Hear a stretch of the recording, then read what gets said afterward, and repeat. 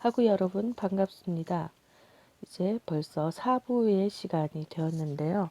이 4부는 우리가 이제 앞에서의 3장에서 공부하였던 선교의 백성에 대한 연구에 이어서 그렇다면 하나님의 선교의 무대는 어떠한가, 그 영역은 어디에까지 미치는가, 그런 내용으로 저희들이 이제 4부를 공부해 볼 거예요. 이제 이 이스라엘의 주 하나님이 어떤 분이신가? 우리는 이 하나님에 대해서 어떤 이스라엘의 그 영역만을 다스리는 그런 신이 아니라 하나님은 온 땅과 모든 나라의 하나님이시라는 전제를 이제 두고, 하나님이 그러하시다면 우리는 우리의 시야를 넓혀서 성경의 거대 서사가 전개되는 커다란 무대를 고려하는 것이 필요하죠. 이 하나님의 선교는 하나님의 사랑만큼 그 범위가 광활해, 굉장히 광범위하다는 것이죠.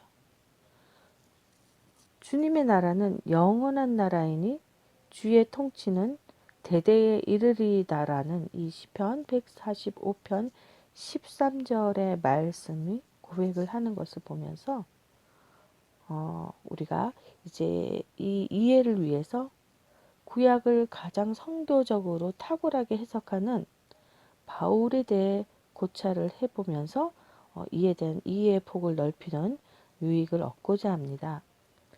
바울이 사도행전 13장 16절에서 41절에 보면은요, 이제 이 비시디아 안디옥에 있는 유대인들의 회당에서 설교를 하는 그 내용과 사도행전 17장 22절에서 31절에 나타나는 바울의 이 아덴의 아레오바고에서 한 설교를 비교해 보면서 이 두 설교가 가지는 궁극적인 공동의 목적을 갖고 있다는 사실을 깨닫게 되죠.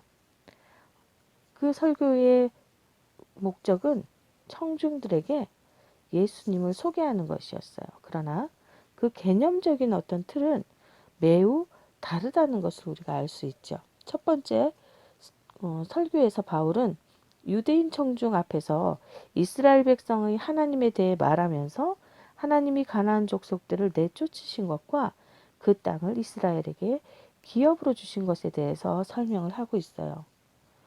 두 번째 설교에서 바울은 이방인 청중 앞에서 우주와 그 가운데에 있는 만물을 지으신 하나님에 대해 말하면서 이러한 하나님께서 어떻게 인류의 모든 족속을 한 혈통으로 만드시는지, 또한 온 땅에 살게 하시는지에 대해서 설명하는 것을 볼 수 있어요.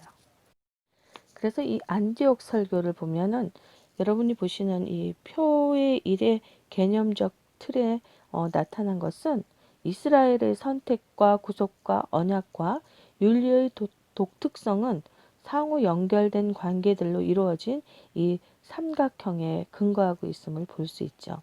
그래서 이스라엘의 사명은 하나님의 땅에서 하나님의 영광을 위해 하나님의 백성으로 사는 것이었어요. 또한 그러한 관계들로 이루어진 이 삼각형은 그 자체를 위해 존재하는 것이 아니었죠. 그것은 모든 나라와 온 땅을 향한 하나님의 선교를 형성하는 더 넓은 관계의 일부라는 사실을 우리가 알 수 있죠. 두 번째, 이 바울이 아덴에서 염두를 둔 것은 이 일의 삼각형이 아니라 표 2에 나타나는 삼각형이죠. 바울은 직접적으로 구약 성경을 인용하지는 않지만 그들에게 사실상 성경적 즉 구약의 창조 교리를 제시하는 것을 볼 수 있죠. 이것은 지금도 여전히 하나님이 역사에서 인류를 다루시는 기본적인 토대이기도 하지만 인간의 반역과 죄의 결과로 왜곡되고 망가진 상태라는 것이에요.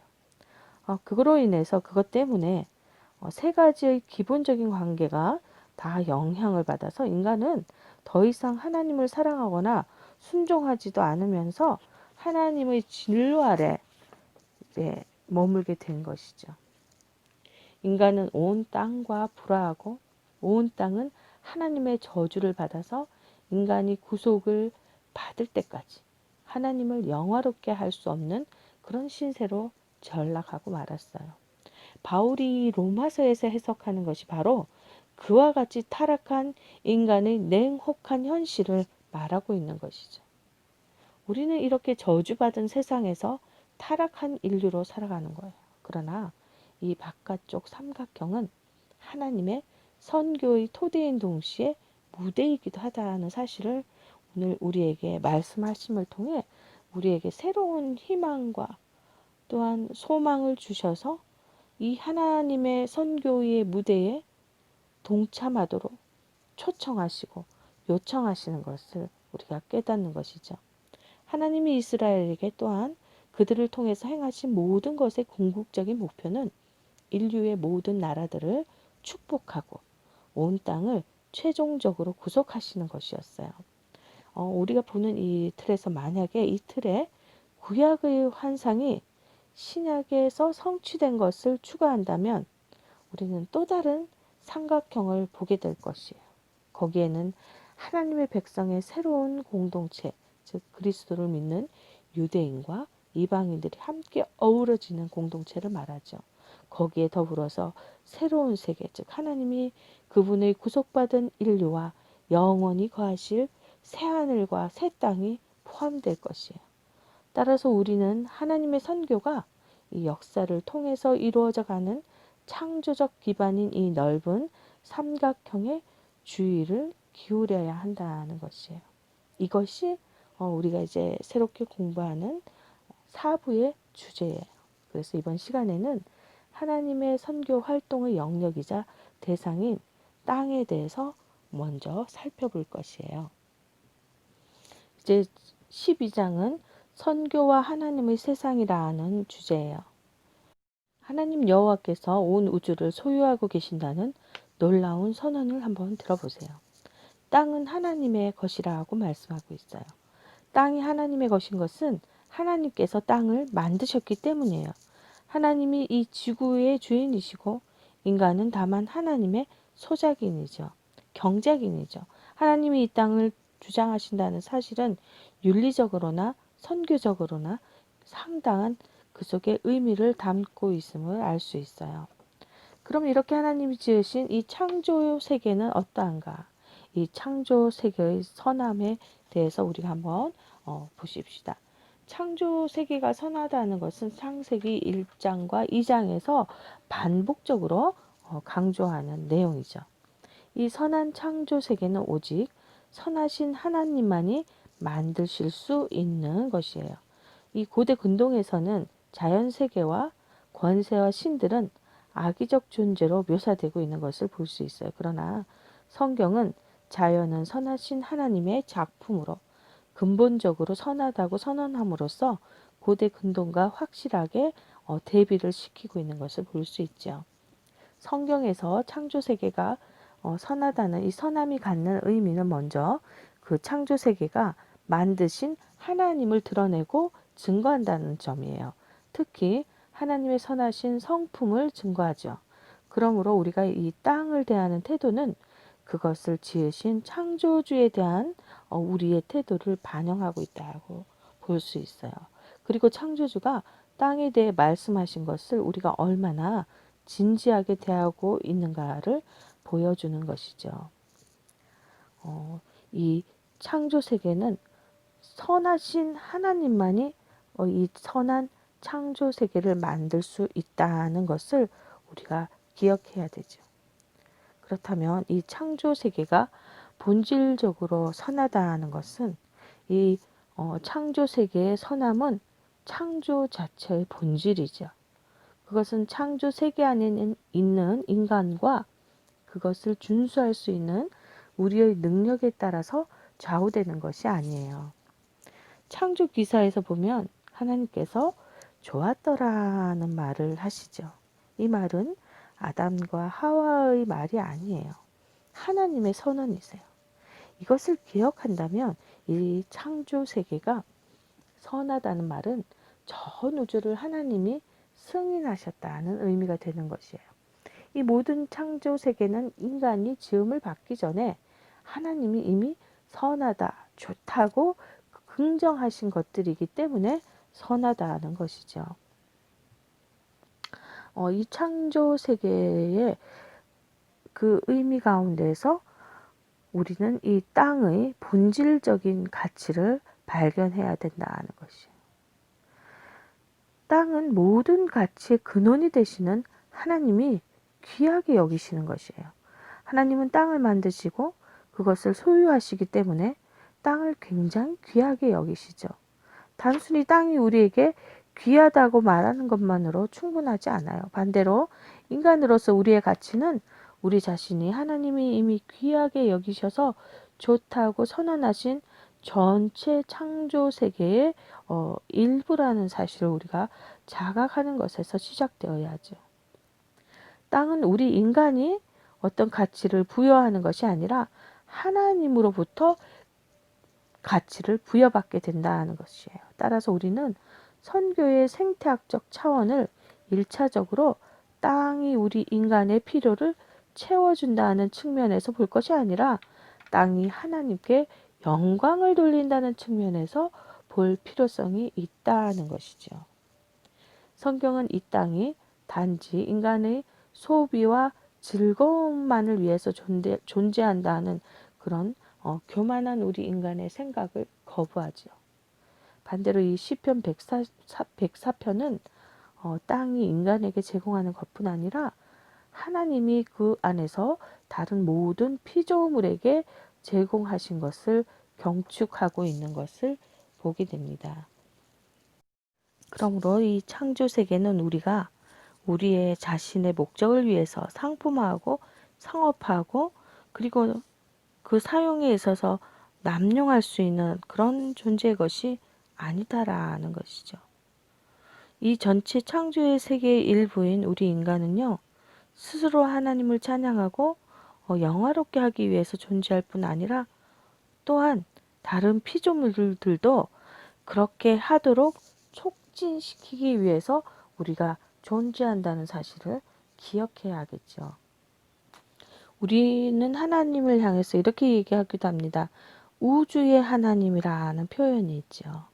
하나님이 만약에 이 우주를 소유하시는 분이시라면 하나님께 속하지 않은 곳은 그 어느 곳에도 없다는 사실이죠. 그래서 이 온 땅은 하나님의 선교지이자 또한 우리의 선교지라는 사실이에요. 구약은 하나님의 소유에 관해서 그렇게 주장하며 또 신약은 그것을 예수 그리스도에 대해서 똑같이 주장을 하죠. 그래서 부활하신 예수님은 구약에서 여호와 하나님께서 주장하신 것처럼 모든 창조 세계에 대하여 동일한 소유권과 주권을 가지고 계신 거예요. 그래서 온 땅은 창조와 구속과 미래의 유업 모든 면에서 예수님께 속하고 있다는 것이죠. 그래서 바울이 골로새서 1장 15절에서 20절에 이 점에 대해서 우주적인 선언을 하고 있는 것이에요. 이 선교는 이러한 온 땅의 주인이신 하나님으로부터 그 권한을 위임받는 것뿐만이 아니라 또한 그분에 의해서 보호되고 보장을 받는 것이죠. 그렇기 때문에 우리는 두려워할 필요가 없어요. 우리가 밟는 것은 어디나 그분 하나님께 속한 것이고 또한 악한 자 사탄이 무슨 권세를 행사하든지 간에 그것을 불법으로 찬탈한 권세이며 이 땅의 참 주인이신 어린 양 대신 예수님께 최종적으로 규제를 받는 일시적인 권세이기 때문에 우리는 두려워할 필요가 없다는 것이에요. 하늘과 땅의 모든 권세를 가지신 부활하신 예수 그리스도는 구약에서 야훼가 주장하신 것처럼 모든 창조 세계에 대해서 동일한 소유권과 주권을 가지셨다는 점에서 우리는 우리의 선교의 참 주인으로부터 그 예수 그리스도로부터 권한을 위임받은 것일 뿐만이 아니라 또한 그분에 의해서 보호와 보장을 받는다는 사실이에요. 이처럼 온 땅이 주님의 것이라면 우리의 주인 되시는 그 주님의 것이라면 단순한 성경의 주장은 생태윤리와 선교적 확신 모두에 대한 양보할 수 없는 그런 근거가 되는 것입니다. 창조 세계의 그러한 목표는요, 또한 하나님의 영광이라 하는 거예요. 우리가 웨스트민스터 신앙고백 그 소요리 문답의 첫 번째 문제가 무엇일까요? 바로 인간의 최고의 목적이 무엇인가라는 그런 질문이죠. 인간이 존재하는 의미와 목적에 대해서 묻는 것이에요. 그리고 나서 이 소요리 문답은 성경적으로 단순하게 이렇게 대답하죠. 인간의 최고 목적은 하나님을 영화롭게 하고 영원토록 그를 즐거워하는 것이다. 그렇다면 이러한 우리에게 준 그 인간 최고의 목적이 하나님을 영화롭게 하고 영원토록 즐거워하는 그것이 우리가 이 우주에 동일하게 그 질문을 한다면 똑같은 대답을 하는 것이 성경적으로 맞겠죠. 창조 세계는 창조주 하나님을 찬양하고 영광을 돌리기 위해 그리고 서로 즐거워하기 위해 존재하는 것이에요. 피조물인 우리 인간도 같은 이유로 존재한다는 것이에요. 그러므로 우리의 최고 목적은 하나님께 영광을 돌리는 것이죠. 그리고 그렇게 하면서 하나님을 즐겁게 하기 때문에 우리 자신이 즐거워하는 것이에요. 이처럼 하나님 중심적인 인간 삶의 목표는 우리를 다른 피조물들과 구분하지 않아요. 그것은 우리가 다른 피조물들과 공유하는 것이고 이것이 모든 피조물의 최고 목적이라고 할 수 있겠죠. 진정 우리 야훼 하나님께서 왕으로 오셔서 만물을 바로 잡으실 그때에는 모든 피조물들이 함께 기쁨과 감사의 대열에 동참할 것이에요. 하나님께 영광을 돌리는 일은 몇몇 중요한 본문들의 땅의 충만함으로 연결되어 있는 것을 볼 수 있죠. 충만함은 창조기사의 특징인데 여기서 땅의 충만함은 창조 세계에서 인간이 아닌 피조물들의 완전한 충만함에 대해 이야기하는 말이에요. 하나님의 창조 세계가 넘치도록 풍성할 때 하나님의 영광이 나타난다는 말이죠. 실로 창조 세계의 충만함은 또한 하나님의 영광의 본질적인 일부이죠. 바울이 우리에게 상기시키듯이 땅의 충만함과 하나님의 영광이 관련되어 있음을 인식한다는 것은 인간들이 이 땅에 살아가면서 하나님의 임재를 날마다 느끼고 있다는 의미이기도 해요. 로마서 1장 19절에서 20절 말씀을 여러분이 다시 한번 읽어보세요. 이러한 고백에서 여기에서 우리는 선교와 관련된 한 가지 진리를 인식하게 되죠. 모든 인간은 그들의 창조주와 인간에 대해 뭔가를 드러내고 선포하는 영광으로 충만한 땅에 살기 때문이라는 사실이에요. 창조주 하나님에 대한 이 진리를 억압하고 다른 것으로 바꿔버린 마음들이 하나님의 은혜와 복음을 조명하는 능력에 의해서 어두움에서 빛으로 이끌려 나와 십자가의 메시지를 통해서 그들의 창조주를 다시 한번 그들의 구속주로 알 수 있다는 것을 우리가 기억해야 할 것 같아요. 이제 창조 세계 전체에 대한 하나님의 구속에 대해서 한번 살펴보십시다. 지금까지 성경의 확고한 창조 교리를 땅에 대한 우리의 생각에 포함시키는 것이 얼마나 중요한지 살펴보았어요. 이 위대한 진리들을 단언하는 것으로는 충분하지 않지요. 우리가 백미러만 보면서 운전을 할 수 없듯이 우리는 나아가는 방향인 앞을 보아야 하죠. 이는 우리에게는 생태학적 윤리와 선교에 대한 창조적 토대일 뿐만이 아니라 종말론적인 토대가 반드시 필요하다는 것이에요. 이사야서 11장 1절에서 9절 말씀을 보면 메시아 왕의 의로운 통치는 창조 세계에서 조화와 평안을 이룰 것이며 마찬가지로 이사야서 35장에서는 구속받은 자들이 시온으로 돌아오면 그에 따라 창조 세계가 변화되리라 하는 기대감이 엿보이고 있죠. 하지만 창조 세계에 관한 구약 종말론적 환상의 절정은 이사야서 65장에서 66장에 나오죠. 보라, 내가 새 하늘과 새 땅을 창조하나니. 이사야서 65장 17절 말씀이에요. 이 감격스러운 환상은 하나님의 새 창조 세계는 슬픔과 눈물이 없으며 충분히 삶을 누리고 일에 대한 만족이 보장되며 안전하고 즐거운 환경이 될 것임을 보여주고 있죠. 신약에서는 피조물들이 새롭고 구속된 창조 세계를 고대한다고 고백하고 있죠. 그곳에는 의가 거할 것이고 이는 하나님이 친히 백성과 함께 거기 거하실 것이기 때문이에요. 피조물에 대한 이러한 종말론적 환상은 또한 현재의 세계 질서가 최종적으로 불에 의해서 멸망하는 것을 묘사한 성경을 이해하는 데 영향을 끼치게 되죠. 예를 든다면 베드로후서 3장 10절에 묘사된 대화자의 목적은 우주 자체의 말살이라기보다는 새 창조를 확립하는 것이죠. 리뉴얼하는 것이에요. 그러니까 모든 것을 다 없애버리는 그런 내용이 아니에요. 우리가 이제 신대원에서 종말론을 배울 때 이러한 논의들을 많이 하게 돼요. 저희들도 공부할 때 그랬어요. 어떤 친구가 이것에 대해서 하나님이 불러서 심판하셔서 모든 것을 소멸하신다는 것에 굉장한 강조를 두고 이야기를 했어요. 그렇다면 여러분 한번 생각해 보세요. 이 소멸의 의미는 무엇인가? 그 친구가 주장하는 바는 모든 것이 악함으로 다 없애버린다는 그런 의미로 해석을 하지만 진정그 우리가 선교학적으로 이 말씀을 제대로 이해를 한다면 그것은 그러한 말살, 없애버리는 것이 아니에요. 불러서 하나님이 새롭게 하시고 정화시키셔서 정말 하나님이 핫오브 하셨던 그 세계를 다시 한번 새롭게 창조하신다. 새롭게 확립하신다는 것을 의미하는 것이죠.